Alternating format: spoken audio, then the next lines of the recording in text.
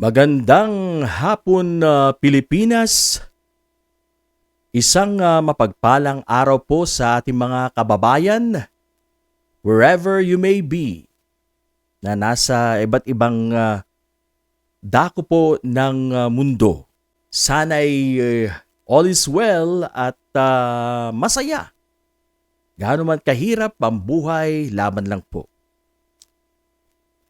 Ang ating topic po na ating po pag-uusapan ay tungkol sa unit team ni Sara Duterte, Vice President Sara Duterte at Pangulong Bongbong Marcos. Yan po ang ating pag-uusapan sa ngayon. Pero bago po tayo magpatuloy, ay nais po nating bumati at mag-shoutout sa ating mga followers and subscribers both sa YouTube at sa Facebook po.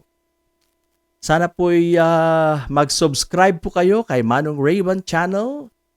Ganun din po sa aking Manong Rayban Channel sa Facebook. Marami pong salamat in advance. Yan. So, diretso na po tayo sa ating tatalakayin. Ito po ay patungkol sa unit team. Meron nga pa po bang unit team ngayon?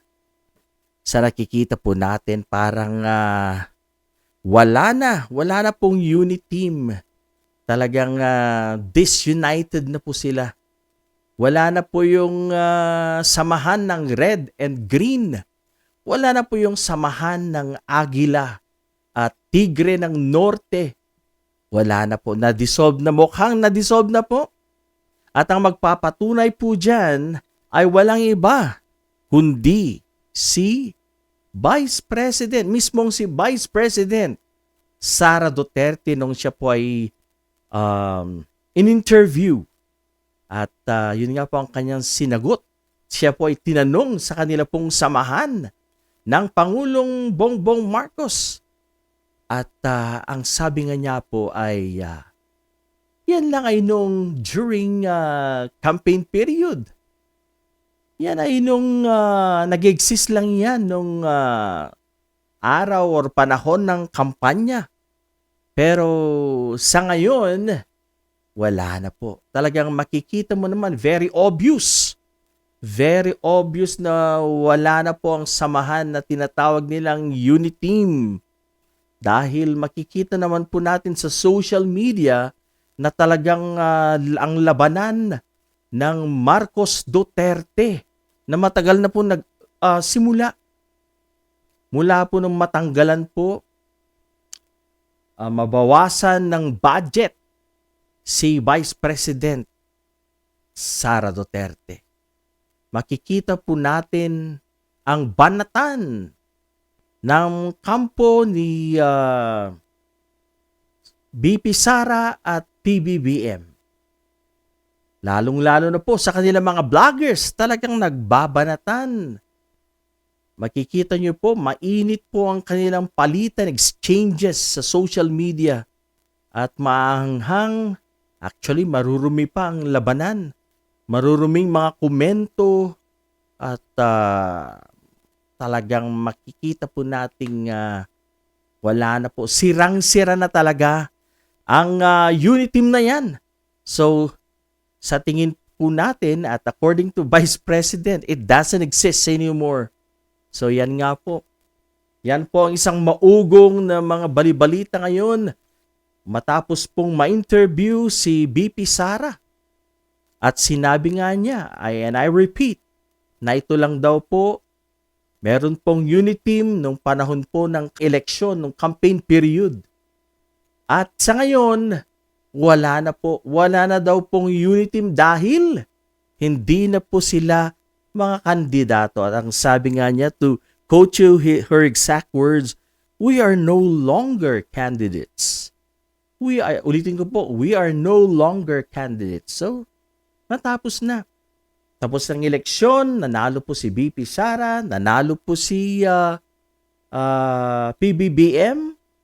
Sa una, okay pa naman ang samahan nila, pero nung dumating na po yung tungkol sa budget, tungkol sa pera, nabawasan yung pondo ni BP Sara. Ito pong si insan or pinsan ni PBBM. Siya po mismo ang bumanat kay Inday Sara. Sila po yung mga nag-hold ng mga hearing diyan po sa lower house. At kinu-question po yung mga confidential funds na yan. Diyan na po nagsimula ang lahat.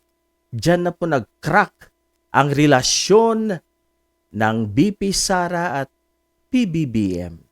Noong una, noong mga unang few months, okay pa naman. Okay pa ang mga samahan. Pero tapos dumating po yung time na hanggang plastikan na lang. Nagplastikan na lang po sila at ngayon talagang mukhang sineryoso na. Talagang nagsalita na si BP Sara at sineryoso niya. At sinabing, we are no longer candidates. So ibig sabihin, it doesn't exist any longer ang unity team na yan. Kaya nga po, ang mga supporters ni BP Sara at PBBM ay mga na-confuse. Dahil po sa pag-aaway na yan, sila po ay na-confuse. Remember, nung panahon po ng kampanya, magkakasama po sila. They are together. Talagang united po sila. Pero yung time na po ng labanan, palitan ng mga, talagang confused po itong mga followers, even itong mga vloggers nila. At hindi nila po alam kung sino po ang papanigan nila. At ngayon, maliwanag na, meron na talagang chasm or hidwaan ng dalawang kampo at magkalaban na talaga. Talagang dito na po natin makikita ang talagang batuhan dahil mismo na pong si Vice President Sara Duterte ang nagsabi. At matagal na din pong nakita natin sa mga Duterte boys, lalong-lalo na po yung kanilang tatay at yung kanyang mga kapatid, talagang inumpisan po nila na maaga yung pag-atake kay PBBM. Ano po yung mga pinagsasabi nila? Na si PBBM ay bangag, na si PBBM ay adik, bangag, ano pa yung mga ginamit nila mga salita. At mga pulburon. Nung una po, si BP Sara hindi gaano nakikialam at pumupunta pa siya sa mga meetings, sa mga cabinet meetings sa Malacanang, pero ngayon talagang napapansin po natin na hindi na po siya nag-a-attend sa mga meetings ng mga secretaries. Remember po, nakabilang po si BP Sara sa mga meetings na yan. Siya po ang Secretary of DepEd or Department of Education. At dumating nga po yung punto na pinirmahan nila yung isang batas na magbibigay ng additional allowance sa mga teachers. At ito po ay napakahalaga dahil ito po ay maisa sa batas, pera na maibibigay sa mga guro, konting tulong, additional allowance para po sa kanilang mga pangangailangan. At sa signing, during the signing, hindi po nag-attend, hindi po nagpakita si VP Sara dito na kung saan dapat nandun siya dahil siya po ang Secretary of DepEd. Dapat lang na andun po siya. Pero makikita talaga na nagmatigas na po siya at makikita po natin na talagang inilalayo na niya ang kanyang sarili. Hindi lang po yan, yung mga yung mga circumstances o mga okasyon. Yun po palang kay balikan po natin si First Lady Lisa. Yan yung pag-admit niya in public na siya po ay nasaktan sa mga pambibirada o pambabanat ng mga Duterte boys sa kanyang asawa, ang Pangulo. At dyan, talagang hindi lang naman siya plastic at sinabi niya po ang kanyang nararamdaman na siya po ay nasaktan. At minention ni First Lady Lisa Araneta Marcos na bad shot na sa akin yan. So yun po yung mga time na talagang nagsimula na talaga ang giyera. Dati-rati, plastikan, walang imikan, pero umabot po yung time na talaga naging vocal na. Naging vocal na si First Lady Lisa Marcos. Yan. Bad shot na yan at mula po nung sinabi niya, wala na, hindi na po nakikitang nag-a-attend si VP Sara sa mga cabinet meetings ng mga secretaries po. So talagang dumidistansya na po siya sa mga meetings na yan. Hindi po natin alam kung may utos si First Lady na sinasabi po ng marami na very influential at hindi niya na po pina-attend si VP Sara. Hindi po natin alam yan. So isa lang po ang malinaw dyan, mga kababayan ko, nawala na po. Nalusaw na. It has been dissolved. It has melted. Nalusaw na po ang unit team. Wala na po ang red and green. Talagang yung dating magkasama. At wala na. Wala na po yung pagkakaisang sinasabi nila. So, napakababaw po pala ng hanggang sa campaign period lang po pala. Parang niloko na rin nilang taong bayan dahil hindi naman pala talagang sincero ang pagkakaisa nila. Hindi po natin maiwasan yan. It's politics. Nasira dahil buti na lang. Bigla pong pumasok tong si Speaker of the House, Romualdez, na pinsan ni President Bongbong Marcos. You know what? Kung hindi po nagkaroon ng away ang Marcos Duterte, nako, delikado po tayo dahil talagang magsasama yung dalawa. Mabuti na lang siguro, ang Diyos na rin ang may kagagawan. Laging ang sinasabi ni Enzo Recto or si Attorney Enzo na God works in a mysterious ways. So yun nga po, dahil po siguro sa kagustuhan ng Diyos na hindi po masira po ang relasyon ng dalawang kampo na ito at nangyari nga. Otherwise, kung hindi po yan nangyari, patay tayo. Talagang siguradong kampi pa rin tayo sa China. Ang polisiya siguro ni PBBM hanggang ngayon ay talagang maka-China pa rin. At ang EJ case po, malabo na talagang mabigyan ng hustisya ang mga pamilya at mga namatayan. Buti na lang sa isang banda, gusto ko rin magpasalamat kay Martin Romualdez dahil po sa kanya ay nasira ang unit team. Para po sa akin, mas pabor po ito sa taong bayan, sa mga Pilipino. Dahil wala. Kung sila-sila na lang, kung matatag ang kanilang samahan, sigurado po ako na magko-cover up sila. Talagang takipan na lang ang mangyayari kung magkakasama silang lahat. Kaya maganda rin ang nangyari. And mabuti na lang merong Martin Romualdez na kinagagalitan ng mga taga Davao na tinawag na tambaluslos ni BP Sara. Ayan, so yan po ang maliwanag. Kaya ang samahang pong yan ay wala na. At yung mga ibang mga tao na naging part during sa campaign period, marami din mga nagalit kay PBBM, kagaya po nila Roque, kagaya po nila, sino pa yung mga attorney na hindi po na bigyan ng pwesto at sila ay galit na galit.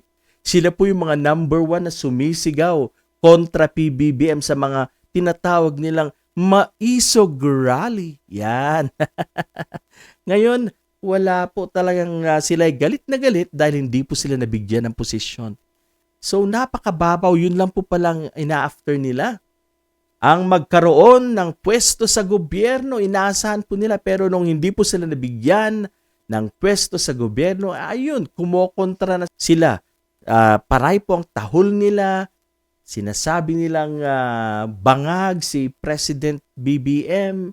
Ano pa yung mga pinagsasabi nila, mga pulburon. At umabot nga po to the point na ginamit nila si Maharlika. At pati na rin po si Jonathan Morales para po idiin ang Pangulong Marcos, para po sirain siya sa mga Pilipino. Gusto nilang magaklas ang taong bayan laban sa Administrasyong Marcos. Pero tayo naman na bumoto kay Leni Robredo, hindi po tayo ganun kababaw na sasakyan po natin yung mga ginagawa ng mga DDS para galitin ang taong bayan. No. Tayo po ay mautak, tayo po ay nag-iisip, tayo po ay makabayan. Pinapanigan po natin kung ano ang mas nakabubuti sa lahat. Yan po. Kaya tayo po, hindi po tayo, pinapanood man natin sila na nag-aaway, pero we support the policies of President Marcos. We support his, his programs. Kung alam naman natin na ito ay para sa bayan, maganda po ang epekto nito para sa atin at para sa mga programang para sa tao talaga. Why not support? So, sinusuportahan po natin yan, yung mga programa at mga polisiya ni President Marcos, lalo na po sa West Philippine Sea. Dahil ayaw po nating maging sunod-sunuran sa China, na kagaya po ng ginawa ni President Digong. No way! Kailangan po nating sipayin ang China ngayon dahil delikado po. Hindi po yan mga kaibigan. I repeat, China will never be a friend. Never. Hindi mo yan matras. Sila po ay komunista at hindi po natin magiging kaibigan yan dahil yung mga pinanggagawa po nilang pang-aabuso sa ating mga fishermen, sa ating mga Coast Guard at Navy. Kaya China, back off. Layas. Layas mga Chino, mga singkit. Anyway, so yun lang po. Wala na po. Dissolved na, wala na. End na ang unit team. So ngayon, ano kaya ang susunod? Makikita po natin sa pagdating po ng mga araw kung ano pa po mga susunod na posibleng mangyari dahil po sa epekto ng pagka-dissolve ng unit team na to. Anyway, ito lang po ang ating maigsing talakayan mga kaibigan, mga kababayan. Sana po huwag niyo pong kalilimutang sumuporta at mag-subscribe sa aking YouTube channel at sa aking Facebook page na Manong Rayban Channel. Marami pong salamat sa lahat. Mag-iingat po tayo lagi hanggang sa muli. God bless po mga kababayan.